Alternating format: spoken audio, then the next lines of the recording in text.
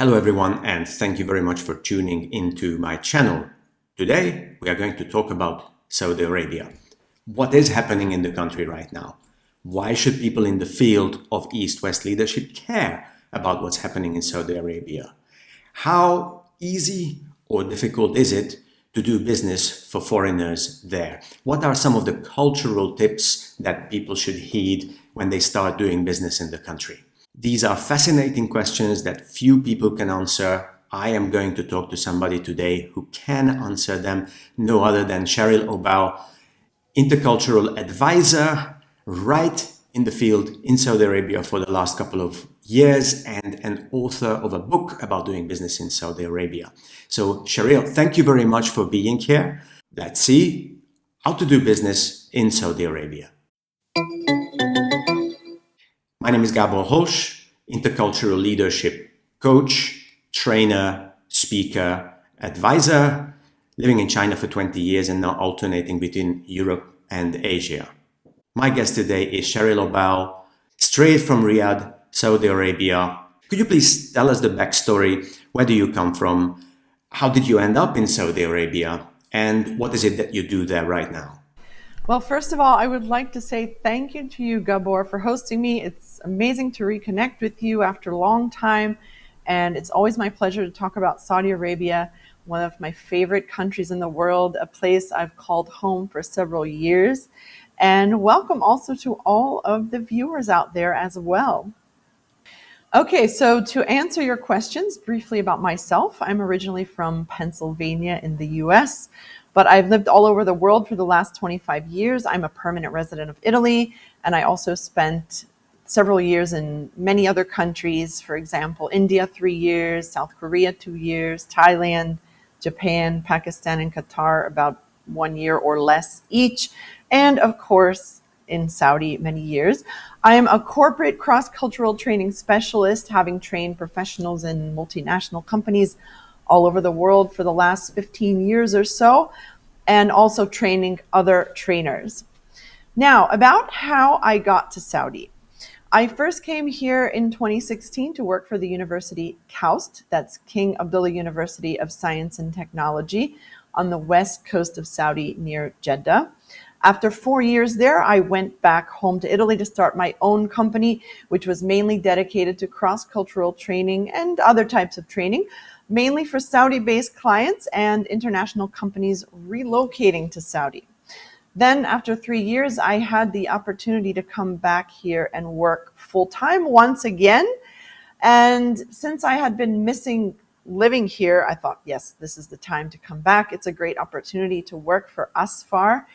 And I was really honored to have this chance to live in Riyadh, which is a completely different perspective on life in Saudi. So what Asfar does is that we invest in the tourism sector of tier 2 cities, so smaller and less developed places, in order to develop them into thriving tourism sites, like full and comprehensive, viable tourism sites. So this directive is a part of the Vision 2030, which I'm sure we will talk about in detail during this interview. Yes, what I do there, I am a talent development manager, which means I organize training for our employees. I also organize activities for employee engagement, company culture, and I follow the performance management process as well. So far, I've been here about 14 months, and it's been an amazing experience, to say the least. Thank you. That is quite a story, but I think most intercultural advisors have a story like you. This is why we are in the field where we are. Now, one thing that we are going to talk about repeatedly is your book, and I'm going to keep peeping here because this is where my Kindle is. I wish I had a physical copy, but of course, one of the advantages of reading on Kindle is that you can underline and transfer notes straight into your computer. So I would like to prompt you with a couple of quotes from the book that raise my eyebrow for one reason or another. The book is called Saudi Arabia, The Essential Guide to Customs and Culture, and I'm going to make sure to show the cover here in this video. Now, Saudi Arabia is a country that many of us don't know enough about. When people don't know enough about something, they assume. So let me ask you about a couple of quotes which sounded quite interesting to me, especially in the light of my experience with China, because I think Saudi Arabia, in a way, is going through an experience at a different scale that China went through about 20 or 25 years ago. So here is the first quote that grabbed my attention. It was in the context of something that you can explain a little bit to us called Vision 2030. And what you write is, at a time when many countries around the world struggle for strategic coherence from one government to the next, this, meaning Vision 2030, is an example of forward planning par excellence. So could you elaborate on this a little bit? What makes Saudi Arabia an example of forward planning par excellence? Business people like predictability. They don't get enough in the world right now. So I think they would definitely like to hear about this. Okay, very good question. And in order to set the stage for this discussion, especially for anyone in the audience who is just starting to learn about the transformation currently going on in Saudi, it would be necessary to explain the Vision 2030 and break it down a bit. So the Vision 2030 is a giant scheme of plans launched by the Saudi government in 2016. And the way I see it, like an easy way to, let's say, look at it, is to break it down into two main parts. The first part is the economic reform. And in fact, the basis of the plan is to diversify the economy away from dependence on oil revenues. So, of course, that means massive development and investment into many sectors, including tourism, technology, education and training, media, entertainment, food and beverage, and of course, alternative energy research and development. Then the second part is the social transformation, which has completely changed this country through many initiatives. And those include women's rights, more workers' rights and labor laws, the limiting of the mutawa or religious police, the opening of tourist visas. I mean, in 2019, it was only possible to visit this country for work, business, studying, or pilgrimage. Tourism was never a thing, but at the end of 2019, they opened the tourist visa. So now it's becoming huge here. And so why I wrote that this is forward planning par excellence, because, both parts of the Vision 2030 create a situation which is not only conducive to working and doing business here, but also very attractive as an expat destination. I mean, to be honest, I have never seen in my life, in all the countries I lived in, any place transforming itself so fast and making such huge strides in such a short time. I mean, I've been lucky to live here throughout the transformation. I've seen it with my own eyes. The differences from 2016 until now, I can tell you it's pretty amazing. And the excitement is absolutely contagious. You can feel it in the air. You can feel it when you talk to people. Their faces just light up with excitement about all of the changes. I mean, here we have a very large young population who suddenly has a multitude of opportunities that weren't there before. Moreover, you have a government who's actively investing in its people. In fact, in the beginning, the Vision 2030, which is actually a really nice document, and I highly recommend reading it. On one of the first pages, it says that this country's best resource is not oil, but actually it's people, which is a really nice concept and sentiment from the government itself. And the result you see is a plethora of training opportunities, startup accelerators for both men and women, and programs sending people abroad to study in top-tier universities, all supported by the government. So here you see a country with a great deal of wealth that is directing these resources into developing and improving its society and also its people. First and foremost, its people, I should say. And then to answer the part about why leaders at companies should be aware of all these changes is because now is the time to open a branch of your company here. not only is it a great time to invest with great potential to make significant profits, but it's also become a much more welcoming place to live as an expat. It's much more open than before. I mean, it was always a friendly and safe place for foreigners, but now it offers much more variety in terms of dining options, entertainment, social activities, travel opportunities, tourism opportunities, you name it. And, and all of this makes this country a very attractive place for expats to live, do business, and have a great life.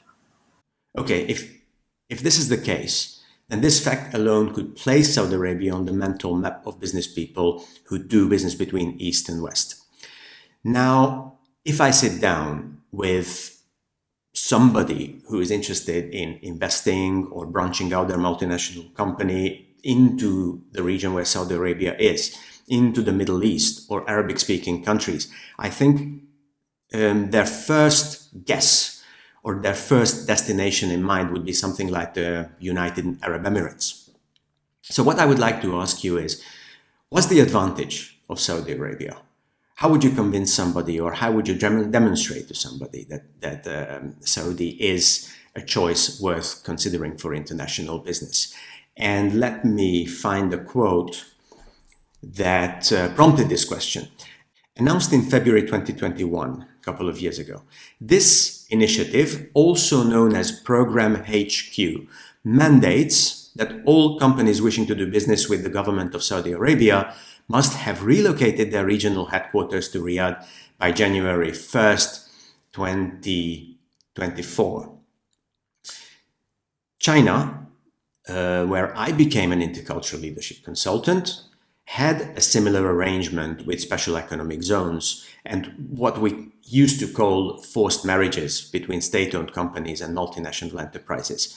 It was not necessarily the way many multinational companies wanted to start conducting business there, but ultimately it worked more often than it didn't. So, how do you expect this policy to work?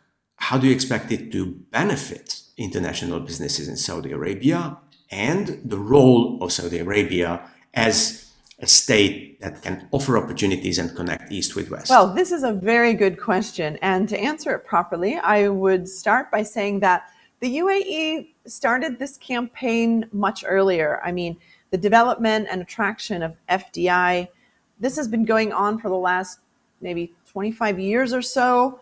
And now, I mean, the UAE was kind of built on this concept of having lots and lots of foreign investment and expats as a part of their society. And now you have a country whose population is, I think, 88 or 89% expat. But what I see now is that the UAE has become a highly competitive environment. And in many ways, in certain sectors, the market is already saturated. The difference with Saudi Arabia is that now is its prime time, okay? Now is the most prosperous time of development. I mean, the economy is growing super fast, and now is the time to come and set up your company here, because I predict that within 5 to 10 years, the market will also be saturated here. So now in terms of ease of setting up a business, it's getting easier and faster all the time. I mean, many of the processes and documentation you need to do as part of business setup have moved online. I mean, this country has digitalized at a record-breaking speed. It's pretty amazing. And then, there are agencies here that can do everything from you, from A to Z, in terms of setting up your business, registration, licensing. Some of them offer market research. Then they can process visas for your staff. Some of them even offer living arrangements when you and your team arrive in Saudi. They help you finding a Saudi partner or manager. They help you build your network, and countless other types of assistance. Just a few of the agencies that I know personally and would highly recommend working with include AEI Saudi, that stands for Arabian Enterprise Incubators. The other one is Innovation, and finally Proven. Thank you. Okay, let's assume that all this works out and somebody says, all right, here I come. I would like to do business in Saudi Arabia. Even before people set foot in the country, if let's say you work with people online or you visit the country for the first time and then you enter your first negotiation, cultural factors, as we both know, we both work in the field of intercultural leadership consulting, can torpedo negotiations and deals at a very early stage. So, how would you briefly help foreigners prepare mentally, psychologically for working with people from Saudi Arabia? The way I like to approach this is 3 easy steps. Number 1, building awareness about the stupidest cultural mistakes that foreigners make in a certain country. I like asking locals or people with extended experience like yourself. The second is, how do we greet each other?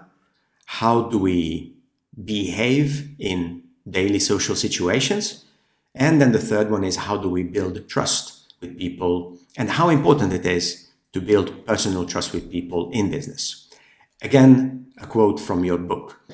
In disputes, it's a good idea to blame third parties or fate rather than a Saudi partner, even if it is clear that both sides are really at fault. Fate.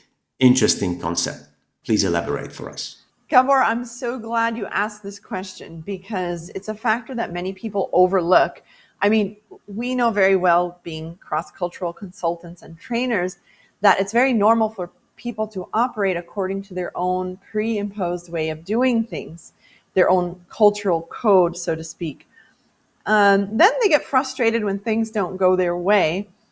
And it's common for people to completely overlook the fact that other cultures think, work, communicate, negotiate, do business, and plan the flow of their day in very different ways. Practically everything is different when it comes to work and business from culture to culture. Even the way people communicate, the way they listen to presentations, the way they conduct meetings is very different from culture to culture. So, of course, when doing business in Saudi Arabia, it's important for people to be aware of this.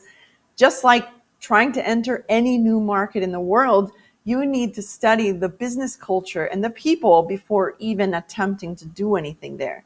So, this is the big topic that we could talk about, that I conduct entire training sessions on. So, we could talk about this for a long time, but in order to sum it up in a quick answer, let's say that I would say the most important thing that people overlook when trying to do business in Saudi Arabia is the importance of building relationships.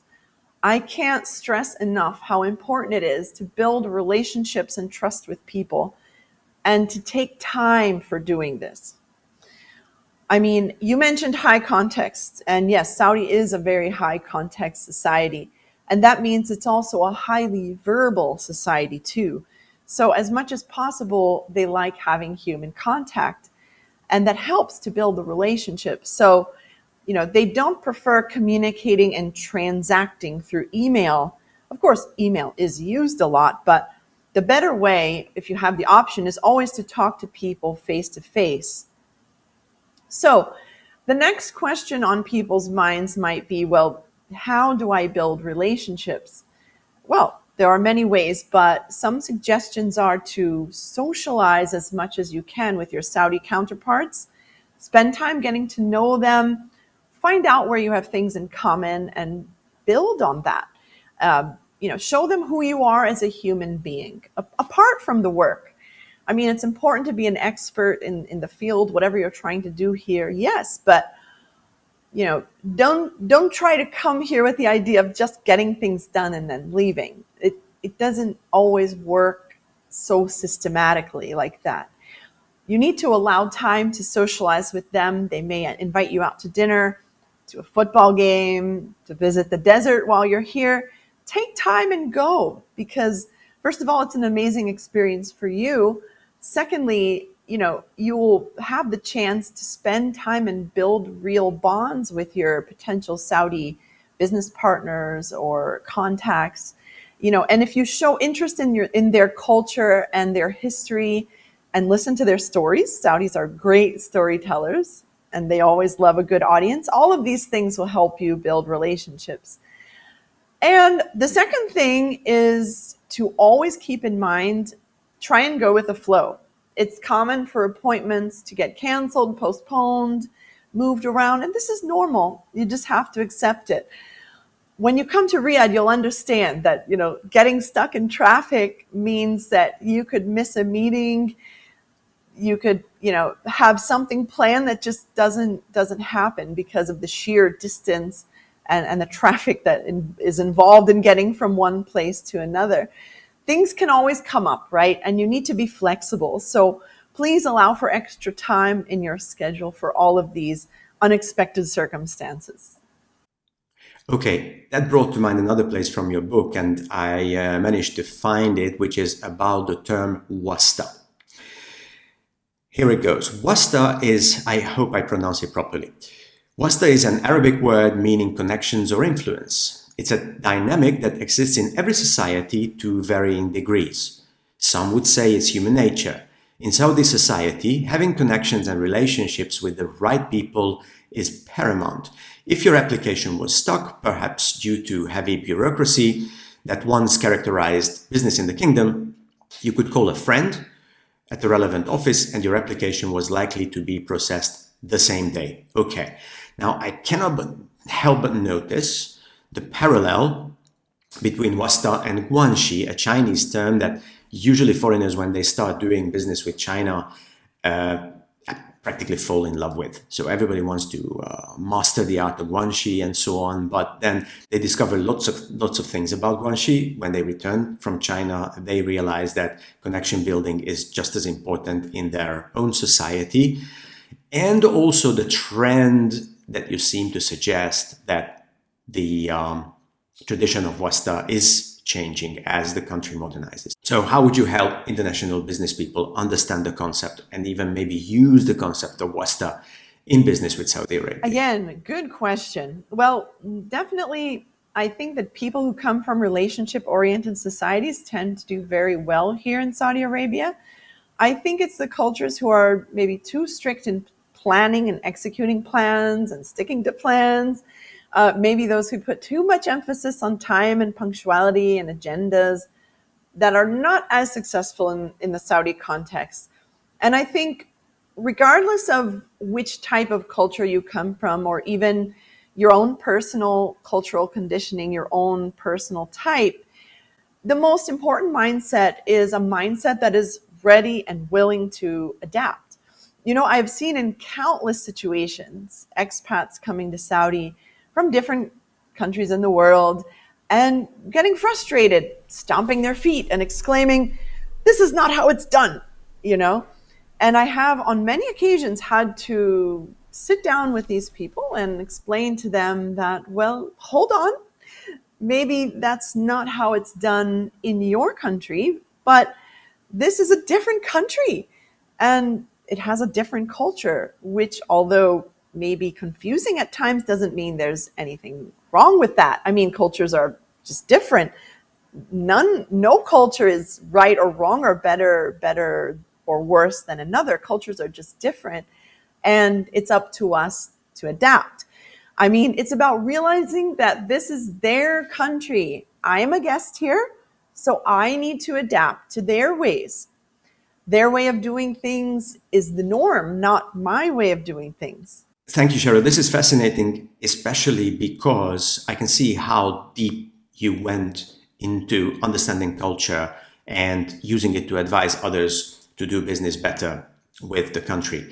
Now, one thing that I think everybody will notice if they follow you on LinkedIn, for example, by the way, I'm going to share the link to both your book and your LinkedIn profile in the show notes, is that you are a Western woman working in a country which, if we look at the image of the country among those who haven't visited the country yet, is not known for making it easy for women to do business. I can also see your updates on LinkedIn, and then you turn up everywhere without a headscarf, which is something that even surprised me, although I spent some time in the Middle East. And then again, even in your book, there are some passages that make me think. One of them is here.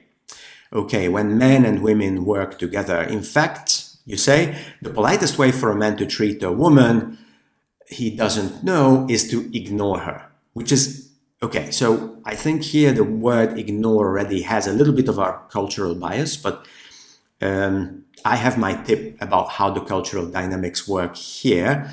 Basically, language and body language is easily misunderstood when we work across cultures, and there are certain attitudes or behaviors which, for example, not paying direct attention to somebody in this situation, which is easily interpreted in a different way from the way it was meant in a given culture. It's a little bit like when Asians giggle when they are confused or when they are in a difficult situation and tend to outrage Westerners with their behavior. So how does this dynamic between men and women work? Okay, great topic. And it's a question I get frequently about being a woman and working here. Well, to be honest, I have never had a situation where I felt disrespected here because I'm a woman. Actually, it's quite the opposite. I mean, I actually feel more respected here and feel safer here than many other places in the world. Here, Saudi men don't do things that men in other cultures say and do. They don't even look at women in a way that makes you feel uncomfortable. It's just not part of the culture.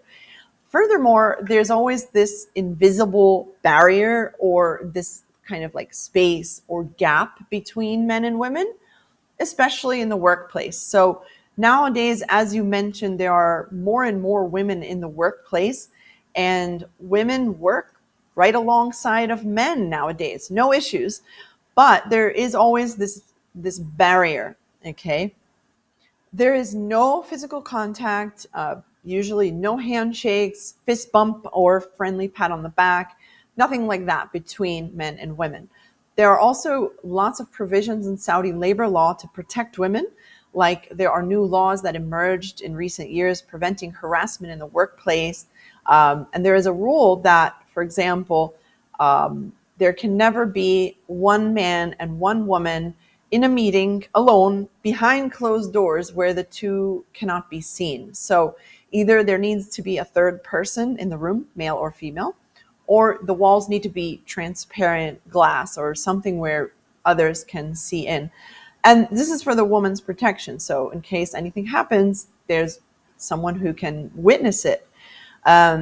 So as an example, if you go to see a doctor here in Saudi, I've noticed that there will always be another person in the room with me if I'm visiting a male doctor. There will be a nurse or attendant sitting in the room, even if she's not needed, just to be there as that third person for my protection. They will also ask you in every situation, in every hospital or clinic, they always ask me, do you want a female doctor or is it okay to see a male doctor? So it's really nice to have this choice, actually. And yeah, of course, it's always good to be aware of the cultural norms that are here in terms of, modesty and, dress appropriately, cover your arms and your legs, of course. Respect this physical barrier, don't have any physical contact, etc. Okay, so if it's time to take a photo with someone, and it's kind of instinct to put your arm around your male colleague, just kind of remember not to do that in Saudi. And yes, it's true that some foreign women came here and participated in a meeting or were in some business context and felt ignored. Yes, this is a way of showing respect because by looking at you, or worse, staring at you, that would be disrespecting you, right? But Saudis do the opposite, which is actually ignore. And yes, it has been misinterpreted that this is like disregarding a woman, but it's actually just respecting a woman. Okay, and but even this is changing, and Saudis themselves gain more intercultural awareness and gain a level of comfort in dealing with women, more and more as time goes on. So remember, having women in the workplace is a relatively recent thing, and many men weren't exposed to foreign women either. So, for decades, the only women they interacted with were their female relatives, their mother and grandmother and siblings, and then their wives. So now they are also learning that it's okay and actually appreciated to interact with women and acknowledge them and involve them in business transactions and work situations. Thank you. We are learning so much here. My last question to you would be, how does politics influence the political environment for foreign and particularly American companies and business people in Saudi Arabia, if at all?